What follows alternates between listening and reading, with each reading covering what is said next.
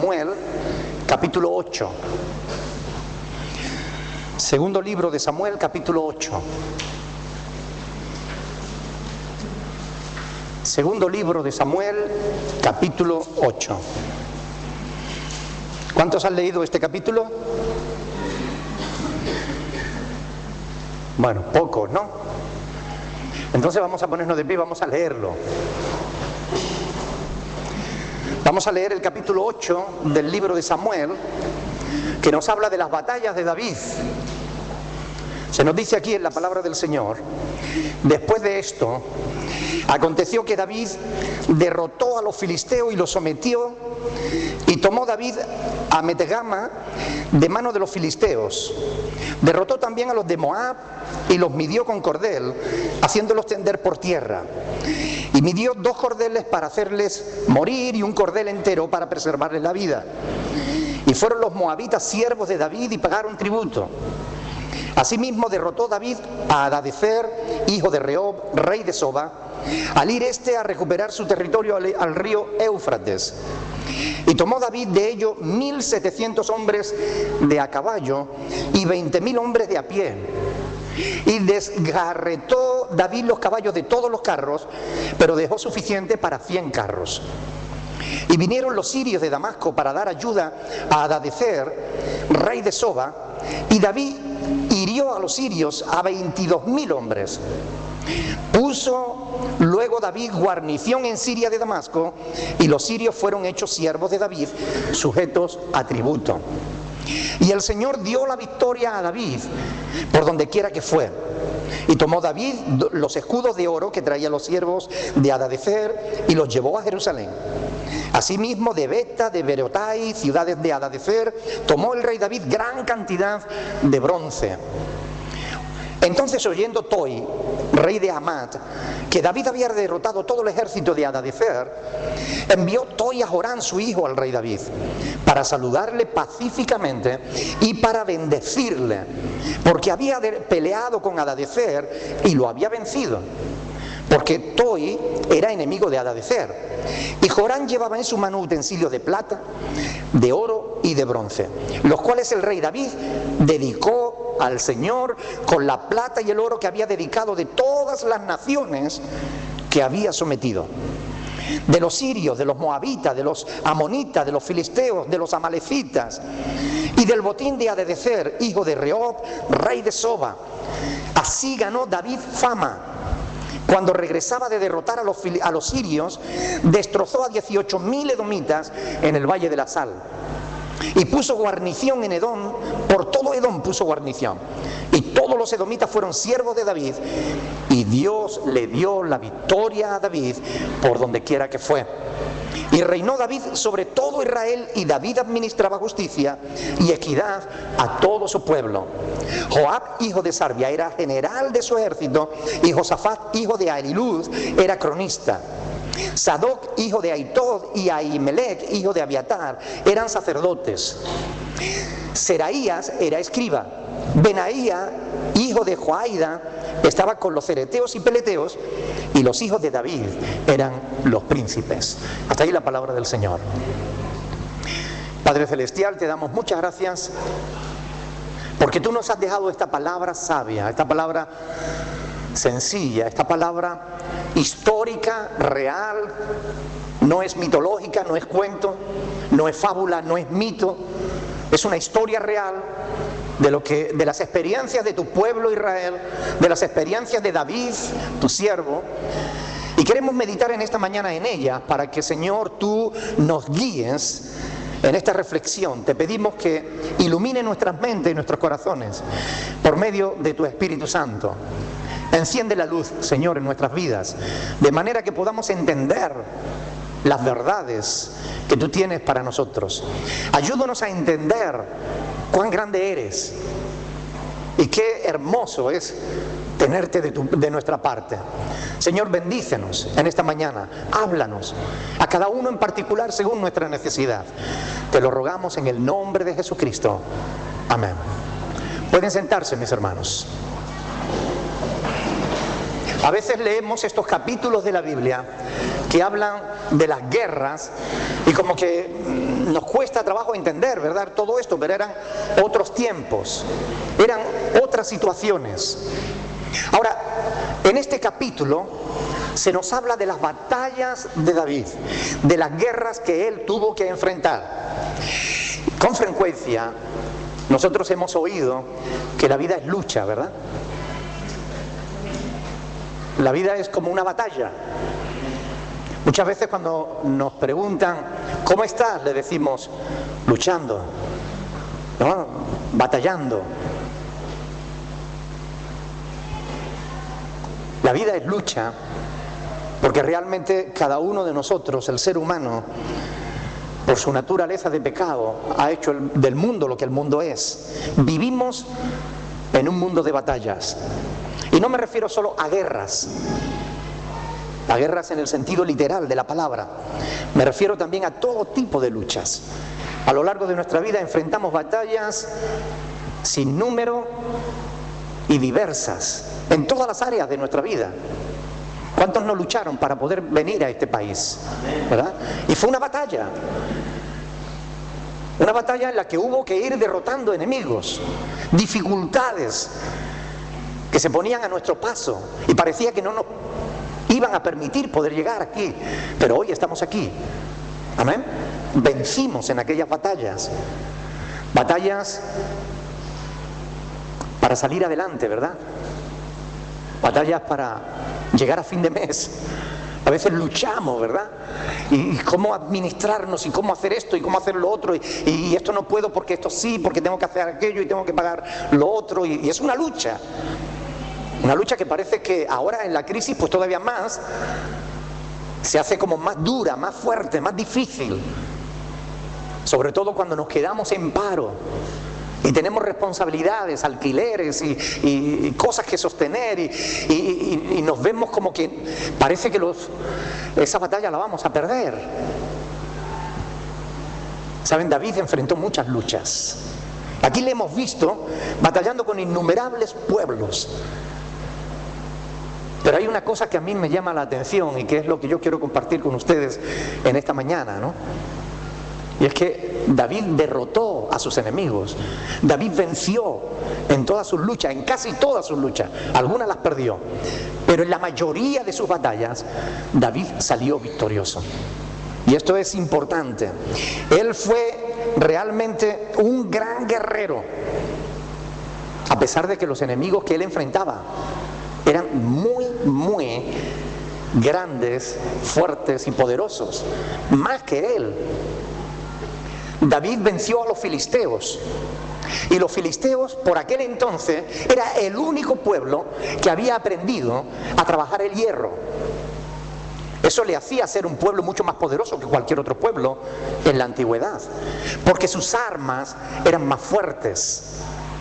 Cuando se enfrentaba una espada de hierro con una de bronce, la de hierro soportaba mucho más golpes que la de bronce. Y eso hacía que el pueblo filisteo fuera un pueblo guerrero que vencía casi siempre a sus enemigos. Sin embargo, David los venció, los derrotó. A pesar de que ese pueblo no solamente tenía armas más sofisticadas, más poderosas que Israel, sino a pesar de que tenía entre sus filas a gigantes, hombres que medían 3 metros de altura, hombres fuertes. Pero desde jovencito David aprendió a derrotar a los gigantes. ¿Saben? Pensamos que enfrentarnos a un empresario que nos debe dinero es enfrentarse a un gigante. Algunos antes de luchar ya se dan por vencidos. No, ¿para qué?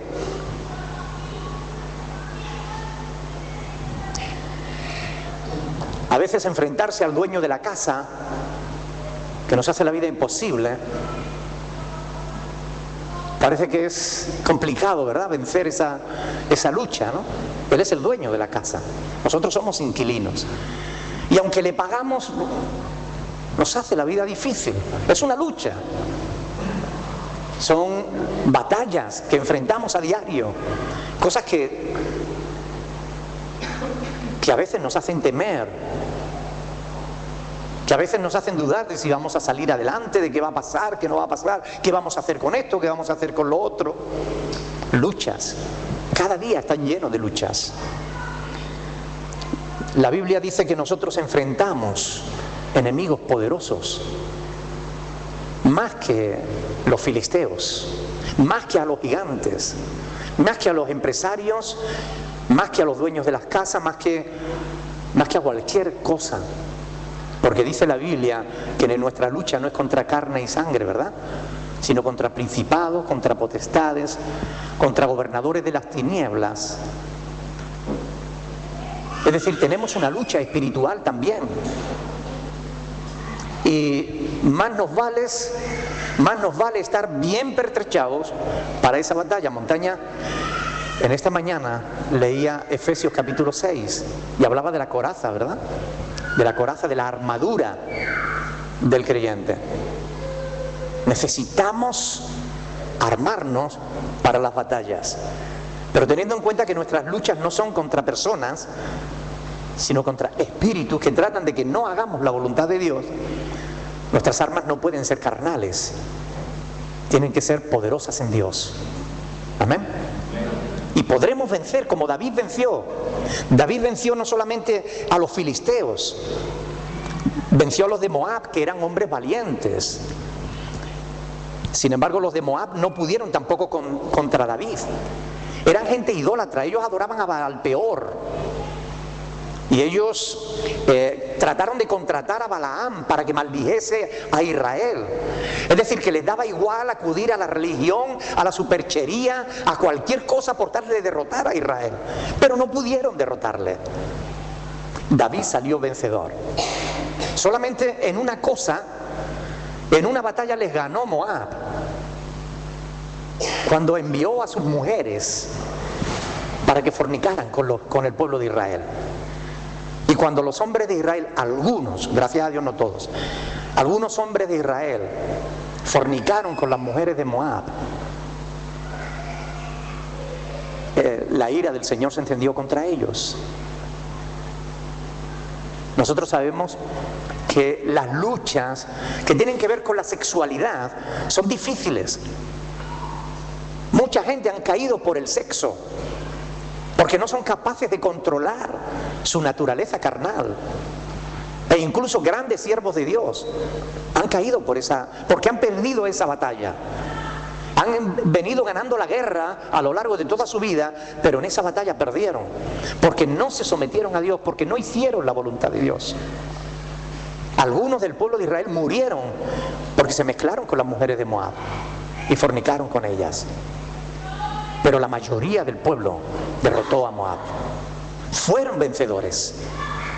Hay formas diferentes de enfrentar las batallas. Las podemos enfrentar en la carne o las podemos enfrentar en la fe. Las podemos enfrentar en la confianza de que Dios está con nosotros. Cuando David se enfrentó a Goliat, no lo hizo confiando en su naturaleza carnal. Él era un muchacho frente a un gigante que medía 3 metros. David ni siquiera llevaba armas, llevaba una honda que él usaba para mantener a raya a su rebaño. No confiaba en sí mismo, pero él confiaba en el Señor. ¿Quién es este filisteo incircunciso para retar a los escuadrones del Dios viviente? Tú vienes a mí con espada y jabalina, mas yo vengo a ti en el nombre del Señor de los ejércitos. Y lo derrotó. No importa cuán grandes sean tus problemas, no importa cuán grandes sean tus batallas, lo que importa es con qué cuentas. ¿Estás solo ante la batalla? ¿O tienes a Dios de tu parte? Porque si tienes a Dios de tu parte, no habrá batalla que tú pierdas. No la habrá. Porque Dios, más cualquiera de nosotros, ya es más que suficiente para ganar cualquier batalla. ¿Cierto? ¿Algunos de ustedes alguna vez han enfrentado una batalla en solitario? Cuando nos enfrentamos a nuestras luchas en solitario, la mayor parte de las veces perdemos. ¿Están de acuerdo? Pero cuando enfrentamos nuestras luchas en la confianza de que Dios viene con nosotros, ahí remontamos alas como las águilas, porque Él multiplica nuestras fuerzas cuando no tenemos ningunas. Él nos da la victoria. Yo quiero llamar vuestra atención sobre el versículo 6. La segunda parte dice: y el Señor dio la victoria a David por donde quiera que fue. Amén. Versículo 6. La segunda parte: y David dio la victoria a David. El Señor dio la victoria a David por donde quiera que fue. Versículo 14, exactamente lo mismo, al final del versículo 14. Y el Señor dio la victoria a David por donde quiera que fue. ¿Por qué vencía David? Porque Dios le dio la victoria. David no vencía por lo grande de su ejército, ni vencía por lo sofisticado de su armamento. David vencía porque Dios le daba la victoria. Amén. Ese era el secreto de David. Dios peleaba con él contra sus enemigos. Bendito sea el Señor. ¿Saben? Aquí se nos relatan un montón de pueblos a los que David venció.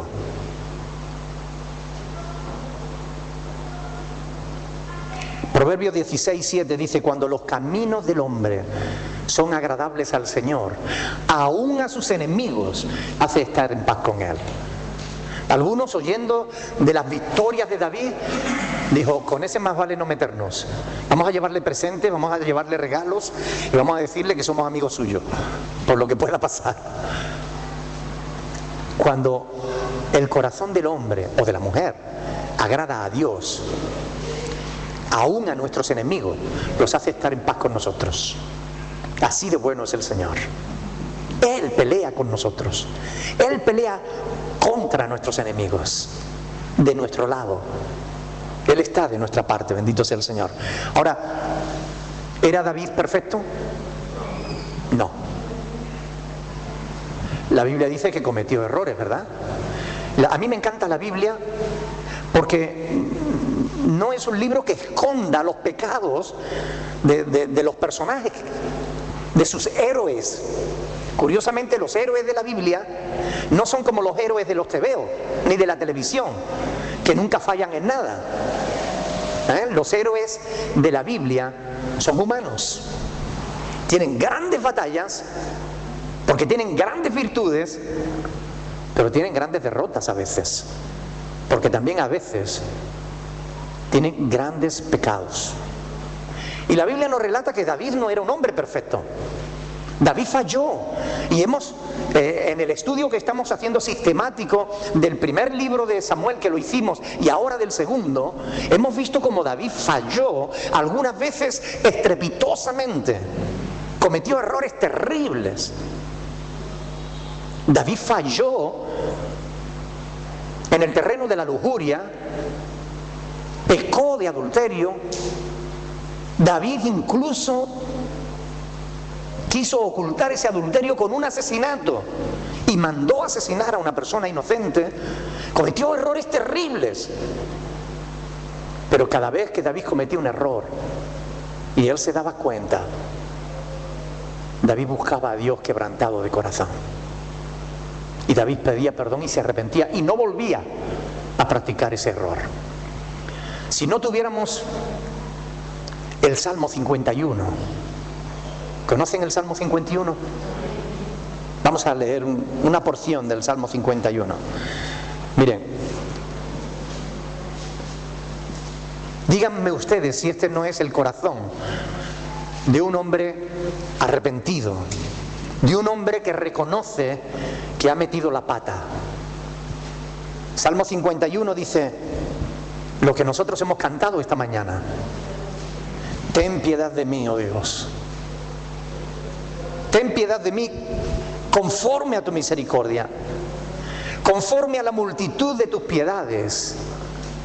Borra mis rebeliones, lávame más y más de mi maldad y límpiame de mi pecado. Porque yo reconozco mis rebeliones y mi pecado está siempre delante de mí. Es hermoso, ¿no? Ser capaz de darse cuenta cuando uno falla.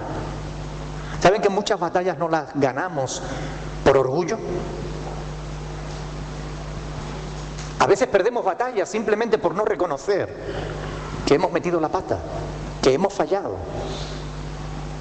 Ustedes saben que hay parejas que se rompen porque uno de los dos no quiere ser humilde y reconocer que tiene parte de responsabilidad en esa ruptura. Yo lo veo así de veces en consejería, cuando las parejas vienen a pedir consejo, y yo lo veo y le digo, reconoce esto, no es culpa de él o es culpa de ella, pero no reconoce su parte de responsabilidad. David era un hombre que reconocía sus pecados, era un hombre humilde, un hombre que reconocía que no era perfecto. Y si no era perfecto, ¿por qué Dios lo bendijo tanto? ¿Por qué Dios le daba victoria sobre todos sus enemigos? Porque Dios estaba con él. Si David a veces fallaba. Dice la palabra del Señor que David enfrentaba sus batallas con Dios. David contaba con Dios. Tenía en cuenta a Dios en su vida. Y aun cuando cometiera algunos fallos, David buscaba al Señor, el perdón del Señor, la misericordia de Dios. Se quebrantaba, como hemos visto en este Salmo 51. David sabía que Dios obra de manera recíproca. Dice Santiago 4:8 que si nos acercamos a Dios, Él se acercará a nosotros. ¿Quién quiere tener a Dios de su parte? ¿De verdad? ¿Te gustaría contar con la ayuda de Dios en todas tus luchas? Aun cuando sean luchas humanas, luchas terrenas, luchas carnales, en el sentido de que hablamos de no llegar a final de mes. ¿Te gustaría contar con la ayuda de Dios para eso? ¿Tienes lucha con una enfermedad? ¿Te gustaría tener a Dios de tu parte? Porque si tenemos lucha para llegar a fin de mes y Dios está con nosotros, Él ha dicho, mío es el oro y la plata. A Dios no tiene problema para darte lo que tú necesites. Si tienes problemas de salud, Dios es el que creó el cuerpo y tiene poder para restaurar cualquier cuerpo enfermo, aún para resucitar a los muertos. Si tenemos a Dios con nosotros, no habrá batalla que nosotros no podamos vencer, no habrá batalla que no podamos ganar, si Dios está con nosotros. La clave para que Dios esté con nosotros es tener ese corazón humilde que tenía David, porque fallar fallamos, ¿verdad? ¿Verdad? ¿Fallamos? Entonces cuando fallamos, nuestro pecado hace separación entre Dios y nosotros. Nuestro pecado nos aleja de Dios. No es que Dios se aleje de nosotros, es que nuestro pecado nos aleja de Dios, porque Dios es santo y nosotros pecadores. Pero aun cuando pecamos, si nosotros reconocemos ese mal, si nos ponemos de acuerdo con Dios y le decimos, Señor, es verdad, esto no me conviene, te pido por favor que me perdones, límpiame, Señor, porque Cristo pagó ya por mi pecado, límpiame en el nombre de Jesús. Cuando nosotros nos quebrantamos delante del Señor, cuando le pedimos perdón por nuestros pecados con sinceridad, Dios toma nuestro pecado y lo arroja a lo profundo del mar y nunca más vuelve a acordarse. A veces nosotros nos tiramos al fondo del mar a bucear otra vez, a recuperar los pecados. ¡Ay, qué mal me siento, pastor! ¿Qué pasó? No, usted sabe lo que le conté, que yo pequé, que... Ah, pero ¿le pediste perdón a Dios? Sí. pero me siento tan mal, yo no me siento perdonado. No importa lo que tú sientas, tu corazón es engañoso. Cree a Dios, tú cree a Dios. Dios te dice que si tú confiesas tus pecados, Él es fiel y justo para perdonar tu pecado y limpiarte de toda maldad. ¿Lo crees? Sí, pastor, pero no me siento perdonado. Es como si vamos al despacho de Jesús y Jesús está allí en su mesa atareado con muchos papeles encima de la mesa. Sí, pase, nos dice sin levantar la cabeza siquiera porque está entretenido con todas las peticiones nuestras. Él es abogado, ustedes ya saben, ¿no? Tiene muchos papeles. Y, a ver, ¿qué desea? ¿Qué desea? Jesús, vengo a pedirte perdón. A ver, vamos a ver. ¿Cómo era tu nombre? A ver, sí, tú eres fulano de tal. Espera, a ver. No, aquí no. Vamos a ver en el archivo. No, en el archivo tu carpeta está vacía. A ver, en el ordenador, la base de datos, aquí tampoco está. Oye, vamos a hacer una cosita. ¿Seguro que tú has pecado? Sí, Señor, tú lo sabes, yo hice... Es que no me acuerdo, a ver. Vamos a comprobarlo otra vez. No. A ver, una cosa. ¿Tú pediste perdón por tu pecado? Sí, Señor, pero... Si pediste perdón por tu pecado, ya no está aquí. Ya no aparece, los libros están en blanco. Tu nombre está escrito en el libro de la vida. No hay nada en tu expediente. Tus pecados fueron rotos en la cruz del Calvario. Allí se rompió el acta de los decretos que había contra ti. Yo pagué por ese pecado. Si pediste perdón, ya fuiste limpio, ya fuiste perdonado. No te tires al fondo del mar a rebuscar los pecados del pasado. Tú puedes que te acuerdes, pero Dios ya no. Amén. Pero hemos de ser sinceros, porque a Dios no le podemos engañar. No podemos decir, bueno, como Dios es bueno, Dios no va a castigar a nadie. Como Dios es bueno, Él no querrá que yo me pierda. Así que, bueno, Dios entiende que yo soy débil. Dios entiende que yo soy hombre, yo no soy Jesús. Así que si peco, bueno, es una cosita que no tiene importancia. Otros han pecado más que yo. Además, lo mío no es tan grave, es una canita al aire. La Biblia dice, no os engañéis, Dios no puede ser burlado. Todo lo que el hombre sembrare, eso también segará. Y el que siembra para la carne, de la carne segará corrupción. ¿Sabes lo que es corrupción, verdad? Cuando algo se pudre y se destruye. Eso es lo que se saca del pecado de la carne. Ahora, el que siembra para el Espíritu, del Espíritu segará vida eterna. ¿Sabes lo que es vida eterna, verdad? Una vida que no se acaba. Si la vida eterna fuera como esta, yo no la querría. Una vida larga, como esta, con luchas continuas. ¡Oh, no, por favor, no! Lo bueno de la vida eterna es que allí no habrá dolor, ni clamor, ni llanto, ni ninguna de las cosas. No habrá enemigos. No habrá nada que nos haga fastidiar el día. Cada mañana nos despertaremos sabiendo que vamos a tener un día fantástico, mejor que el anterior. Esa vida sí la quiero yo. ¿Y tú? Bendito sea el Señor. Pero no tienes que esperar a esa vida eterna para comenzar a disfrutarla. Puedes comenzarla aquí y ahora. Aquí puedes comenzar tu vida eterna. Porque dice el Señor que el que cree en Él ha pasado de muerte a vida, a esa vida abundante, que nada tiene que ver con el Evangelio de la prosperidad. Cuando habla de una vida abundante, no habla de riqueza ni de tontería, está hablando de una vida larga, una vida abundante, una vida que no se acaba. No dice de riquezas abundantes, dice de vida abundante, ¿entienden? Una vida larga, una vida fantástica. donde estaremos con el Señor por siempre, donde podremos ver a estos grandes hombres y mujeres de la fe que fueron precursores nuestros, que nos dieron ejemplo, como David. Lo podremos ver en el cielo y abrazarlo y estar: oye, David, cuéntanos, ¿y cómo fue la batalla aquella que tuviste con los filisteos?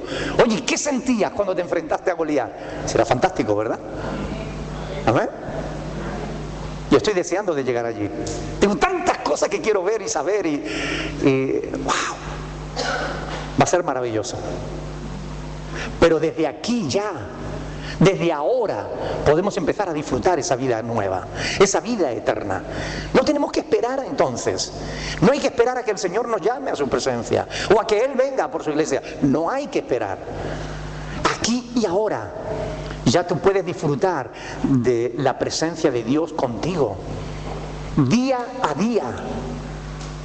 El Espíritu de Dios en ti, ayudándote, transformándote, haciendo que la pereza se convierta en diligencia, que el rencor se convierta en amor. Fantástico, ¿no?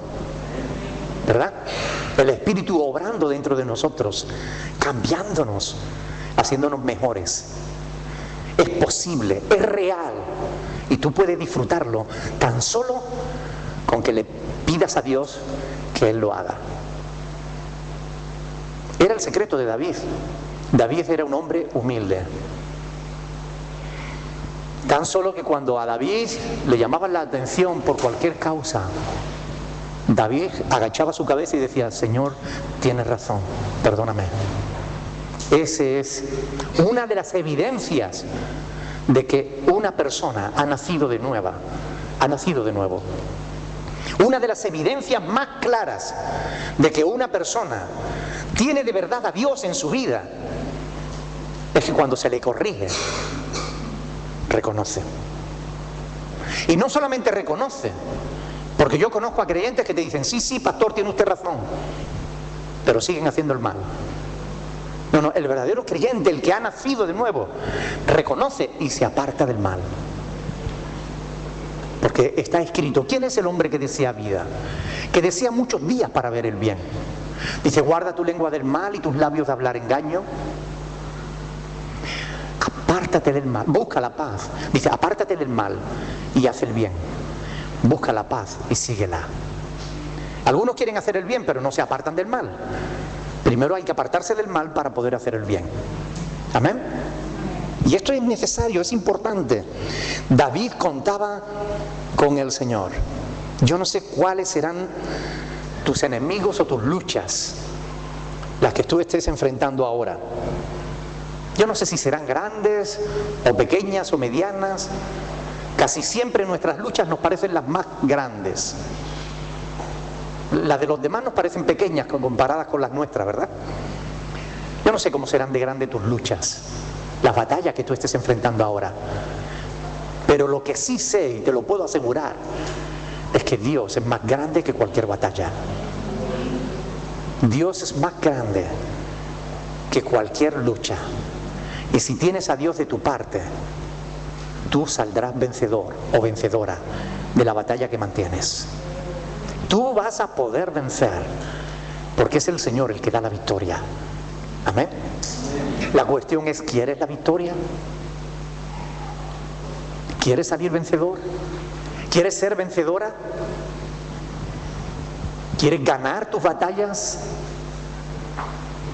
¿O vas a seguir luchando por ti mismo o por ti misma? Y unos días te vas a sentir bien y otros días te vas a sentir destrozado. Pero cuando tú tienes una buena comunión con Dios, nuestra relación personal, íntima con Dios, es como un medicamento eutimizante. Los medicamentos eutimizantes son los que utilizan los psiquiatras para nivelar el estado anímico de la persona. Por ejemplo, una persona bipolar, una persona que tiene procesos de euforia o de verdadera esquizofrenia y que al cuarto de hora pasa por un proceso de depresión profunda y pasa de lo uno a lo otro rápidamente a lo largo del día, le dan un medicamento que se llaman eutimizantes, y esos medicamentos lo que hacen es que nivela el estado emocional de la persona. Esas crisis son menos graves. Cuando la persona se pone eufórica, no se pone tan eufórica que pierda el control, ni cuando se pone depresiva, tampoco se pone tan depresiva que pierda el control, sino que ese medicamento le nivela. Así, mejor que cualquier medicamento es el Espíritu de Dios.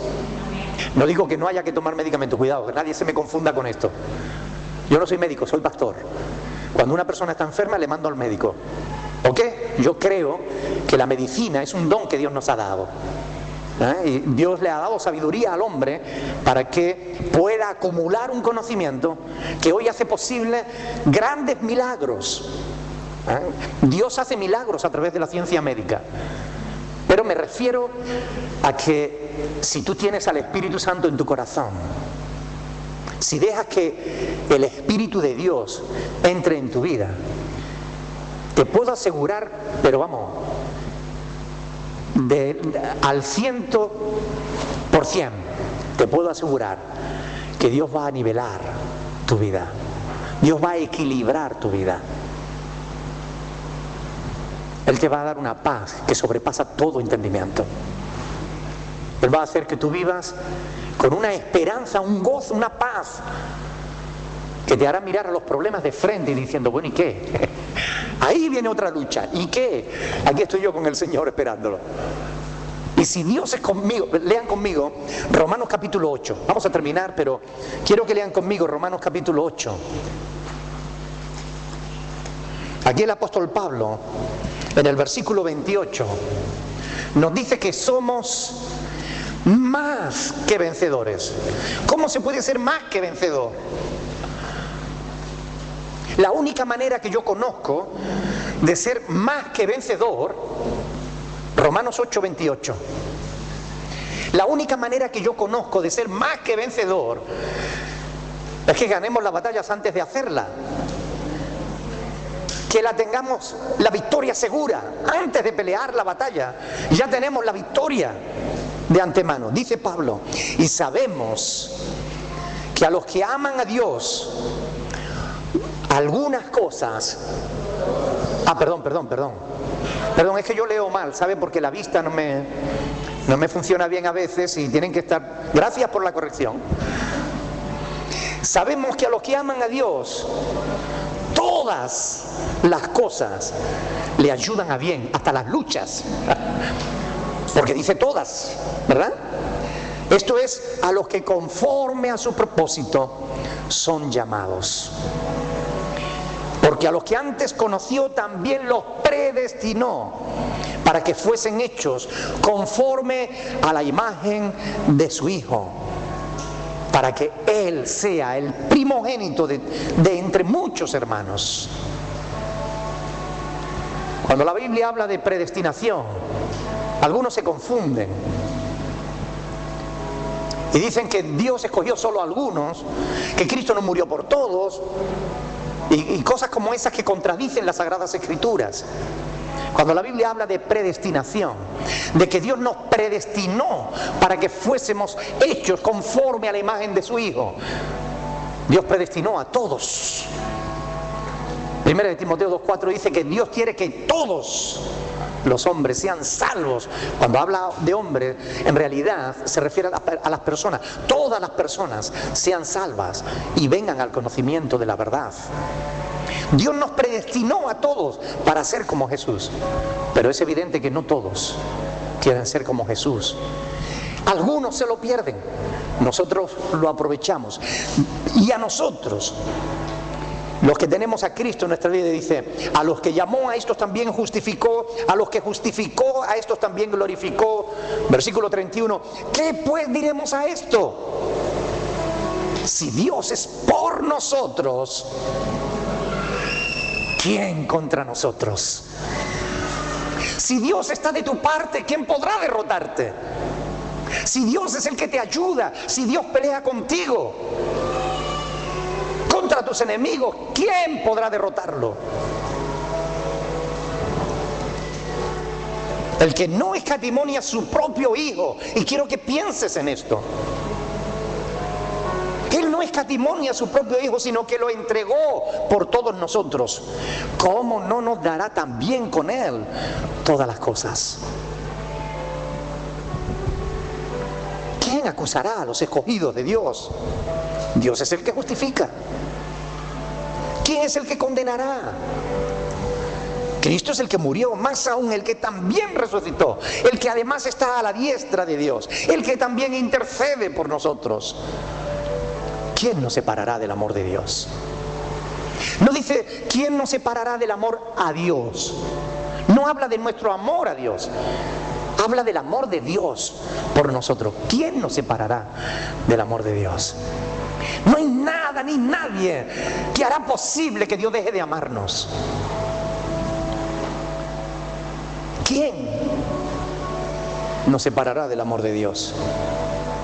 Del amor de Cristo. Tribulación, angustias, persecución, hambre, desnudez, peligro, espada. Son luchas, ¿verdad? Pero como está escrito, por causa de ti somos muertos todo el tiempo. Somos contados como ovejas de matadero. Antes, en todas estas cosas, somos más que vencedores. ¿Cómo? ¿Cómo obtenemos la victoria? Por medio de aquel que nos amó. Por lo cual estoy seguro que ni la muerte, ni la vida, ni ángeles, ni principados, ni potestades, ni lo presente, ni lo porvenir, ni lo alto, ni lo profundo, ni ninguna otra cosa creada nos podrá separar del amor de Dios que es en Cristo Jesús, Señor nuestro. Si Dios es con nosotros, ¿quién contra nosotros? ¿Batallas contra el pecado en tu vida? Acude a Dios, Él te dará la victoria. Enfrentas problemas económicos, acude a Dios, Él te suplirá. Dios puede ayudarte de cualquier manera. ¿Cuántos quieren la victoria? ¿De verdad? ¿De verdad quieren tener a Dios al lado? Vamos a ver, piénsenlo un momento. Piensen en su vida como es. Piensen lo que hacen a diario. Piensen lo que piensan, lo que dicen, lo que sienten, lo que hacen. ¿De verdad quieren tener a Dios al lado?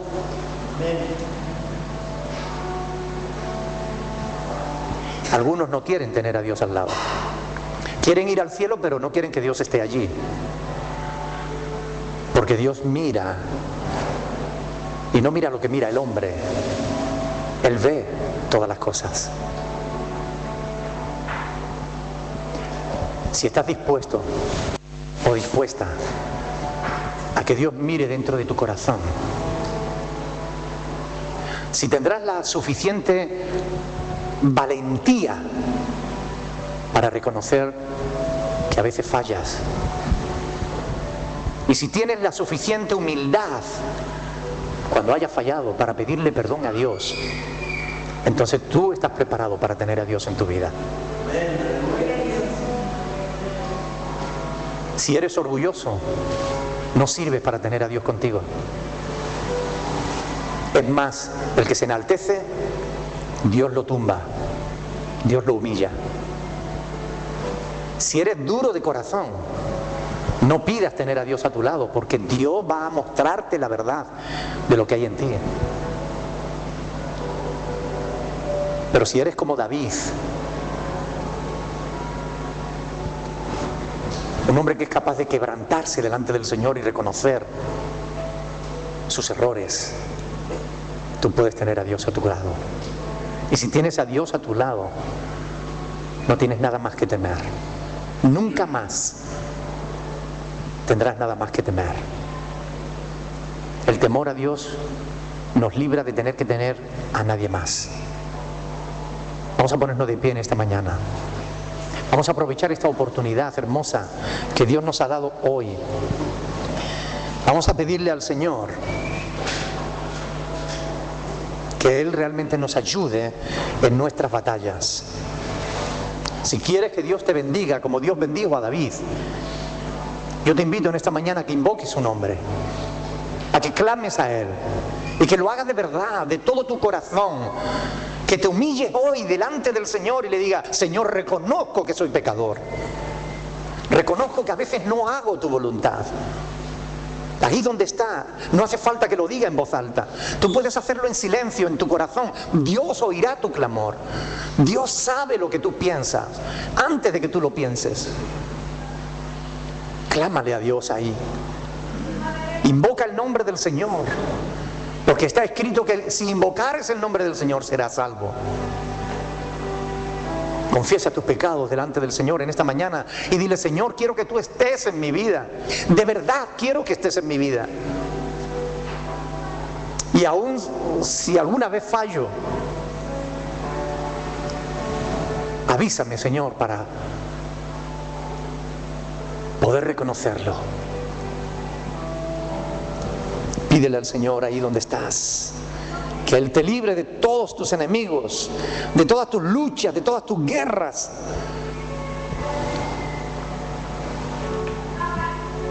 Pídele al Señor que Él limpie tu corazón. Ese era el secreto de David. David no derrotaba a sus enemigos por sí solo. David contaba con el Señor. Dile a Dios: Dios, quiero que me ayudes en mis luchas. Señor, santifícame, límpiame, perdóname todos mis pecados, para que tú puedas habitar en mi corazón, para que yo pueda contar contigo, con tu presencia. Señor, dame la victoria sobre mí mismo, dame la victoria. Sobre mi naturaleza de pecado, dame la victoria. Sobre todas las dificultades que enfrente, dame la victoria. En el nombre de Jesús. Clama al Señor ahí donde estás. Él está aquí, Él escucha tu corazón. Aleluya.